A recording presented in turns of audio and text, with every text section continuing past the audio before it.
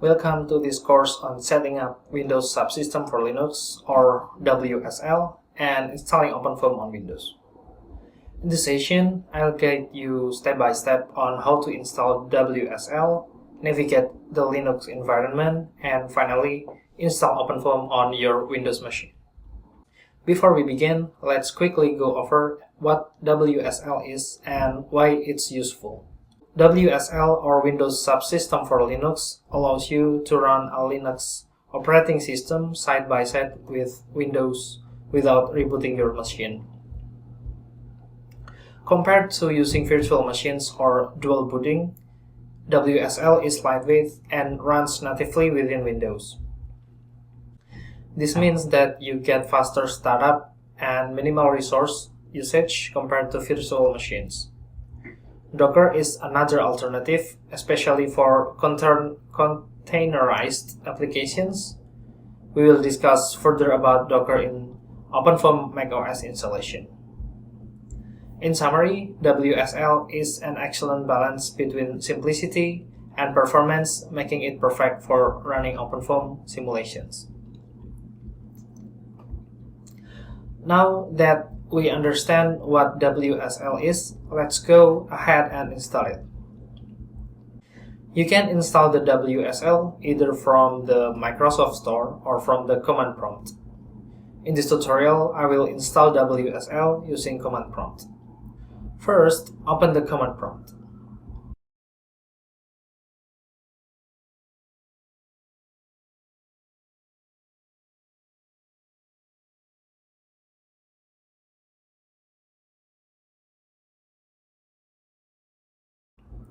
Then, select the drive you want to install WSL. In this case, I will install it on folder C. Type WSL install D Ubuntu 24.04, which is the latest version during this video is being recorded. Wait for some time to install. You may need to reboot your system if it's your first time installing Ubuntu.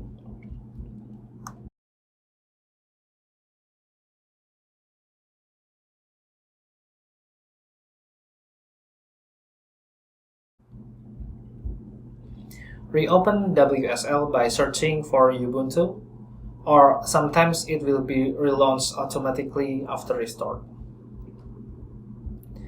Waiting for installation, this may take a few minutes.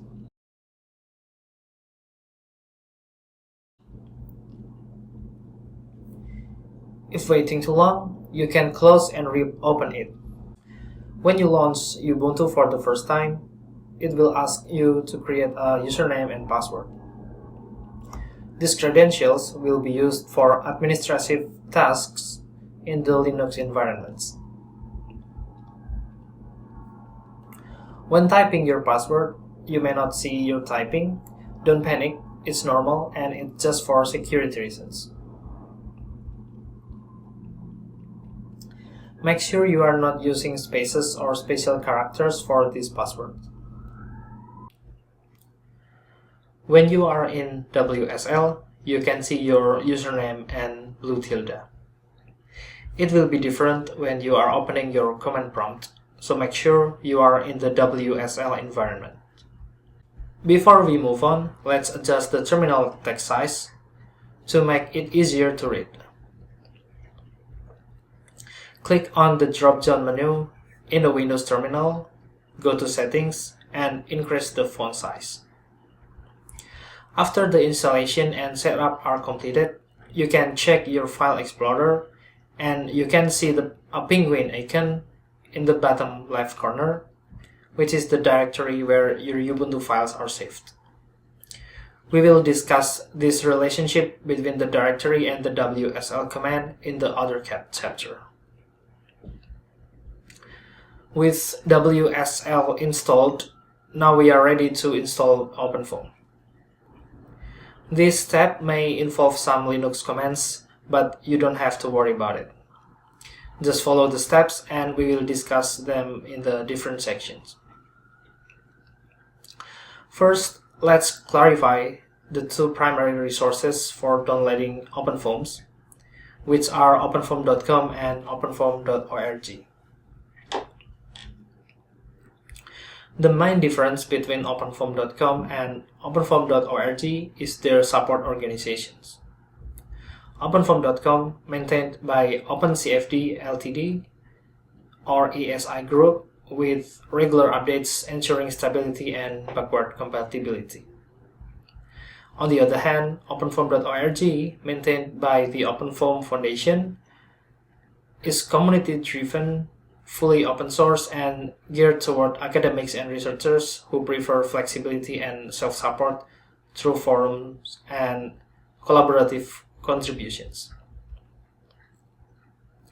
It doesn't matter which version you are using. For most fundamental solvers, they are familiar. It will be a problem only if you want to open a specific solver or project from your colleagues or professors that can only be opened in a specific version. In fact, you can install more than one version into your device. Why does it have more than one resource in the first place? Well, it is open source, so everyone can have their own version of it. In this installation tutorial, we will focus on the openfoam.com version. Now, open your web browser and go to openfoam.com.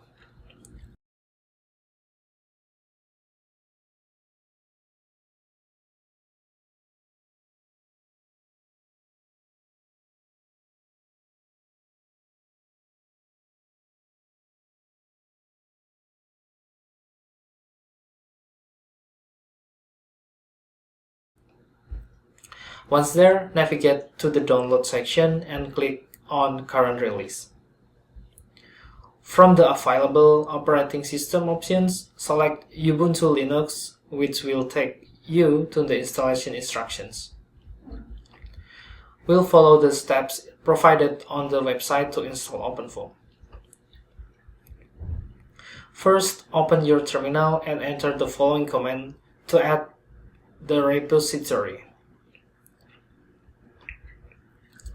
Unlike conventional command prompt, you can copy and paste the scripts by using the right click. Enter passwords to continue the installation.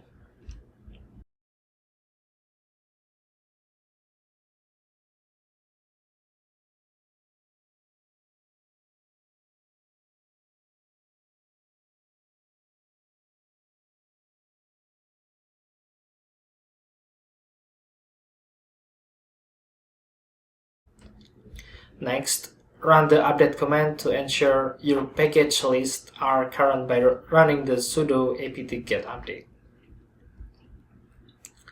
Now, install the preferred OpenFoam version by running this command. Make sure you replace the number with the correct version you want to install.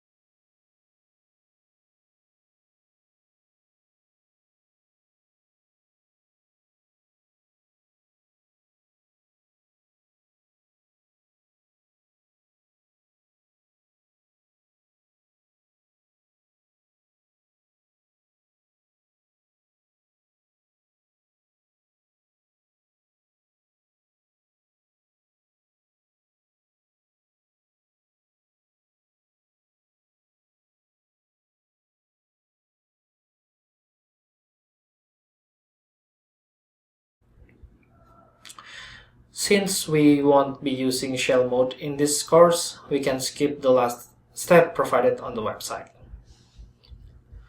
Once the installation is complete, we need to configure our environment by searching the appropriate OpenFoam script. Next, we will set the OpenFoam environment during the launching of the WSL. First, open your File Explorer and find your home directory within the WSL.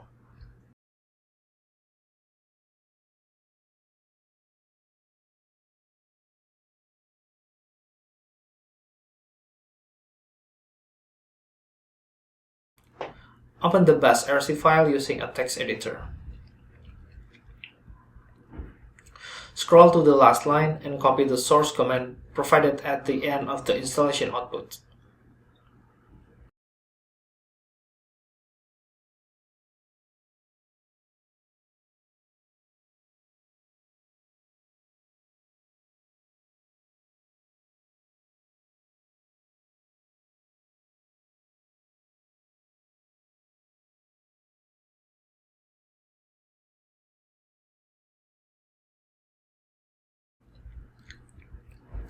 Save the file and close the editor. To verify that OpenFoam is installed correctly, close the Windows Subsystem for Linux or WSL terminal. Reopen the WSL terminal to make sure the bash.rc file correctly set.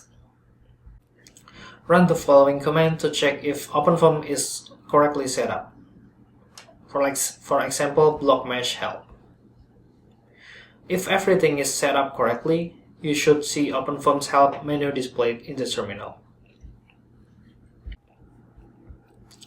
The installation of OpenFoam via WSL doesn't include the ParaView installation, which is the software to do post-processing or display your results. You have to install it manually from paraview.org. Select your preferred version of ParaView, simply download, extract, and open it.